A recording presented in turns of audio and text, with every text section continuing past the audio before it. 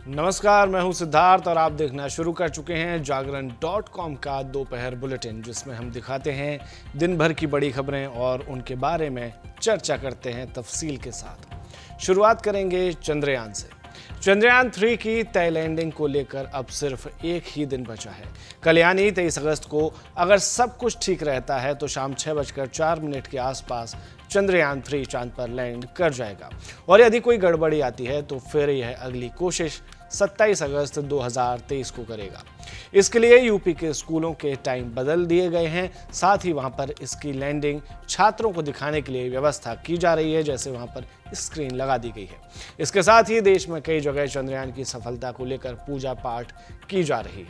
चंद्रयान के चांद की सतह पर पहुंचने के पहले 15 मिनट काफ़ी अहम माने गए हैं, क्योंकि ये वो वक्त होगा जो उसकी लैंडिंग को तय करेगा। लैंडिंग होते ही चांद के सबसे कठिन हिस्से में लैंड करने वाला पहला देश भारत बन चुका होगा। चांद का दक्षिणी ध्रुव सबसे ठंडा इलाका है। साथ ही यहाँ काफ़ी बड़े बड़े गड्ढे हैं जो अरबों सालों से अंधेरे में हैं, जिन पर कभी धूप नहीं पहुंची। इसके पहले साल 1998 में नासा ने चंद्रमा पर दक्षिणी ध्रुव में हाइड्रोजन होने का दावा किया था। तब से ही इंसान लगातार चांद पर बसाहट का भविष्य तलाश रहा है, साथ ही तलाश रहे हैं। ऐसे में चांद के एक और हिस्से पर इंसानों का पहुंचना विज्ञान की दृष्टि से अहम हो जाता है, और हमारे लिए यह अहम इसलिए है क्योंकि हम भारतीय हैं और मिशन पूरे भारत का। अब आते हैं इसकी लैंडिंग पर। तो जैसा कि आपको पता है, चंद्रयान 3 चांद की कक्षा में चक्कर काट रहा है। लैंड कराने के लिए लैंड बूस्टर देगा और चांद की तरफ खुद को गिराएगा। जब लैंडर चांद पर गिरेगा तब इसकी स्पीड काफ़ी तेज़ होगी।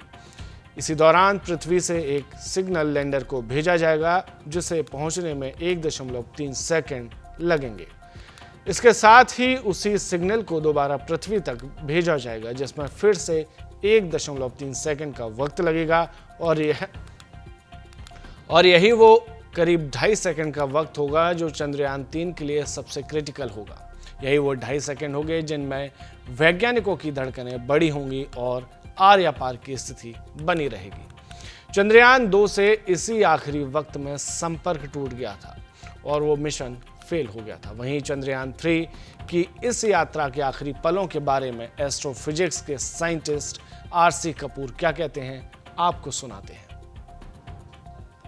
लेकिन आखिरी क्षणों में जाके चंद्रयान 2 की तरफ से जो है वो संपर्क जो है टूट गया। वो आखिरी 2.1 किलोमीटर की जब दूरी रह गई थी, यानी इतने पास पहुंचने के बावजूद जो है आखिरी क्षण में जो है इस स्थिति का सामना करना पड़ा। संपर्क टूट गया और फिर उसके बाद जो है ये समझ में आया कि चंद्रयान 2 का लैंडर रोवर जो है चंद्रमा की जमीन पर हार्ड लैंड कर गया और उसके बाद जो है सब कुछ ऐसे लगा कि जब अब खत्म है। चंद्रयान 3 के विषय में जो लैंडर रोवर को जो कि इस समय प्री लैंडिंग ऑर्बिट में चंद्रमा का चक्कर लगा रहा है, उसके विषय में जो है पुरानी जो उस परिस्थितियों को फिर से जांच पड़ताल करते हुए परख कर इसको उस लिहाज से तैयार किया गया है। एल्गोरिदम को जो है एकदम बग फ्री बनाया गया है और इसके अलावा जो है जो लैंडर का जो डिजाइन है उसमें जो मेजर चीज है वो है लेग मैकेनिज्म।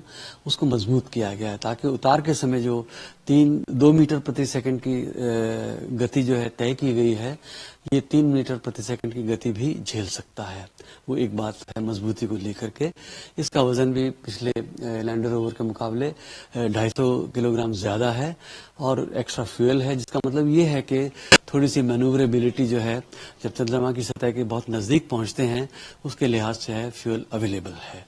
और साथ में इसमें जो है लेसर बेस्ड जो है एल्टीमीटर और वेलोसिटी मीटर्स लगाए गए हैं, जिनसे जो है इसकी गति और जो जमीन से जो घटती जा रही दूरी है उसका क्षण क्षण पर पता चलता जाता है।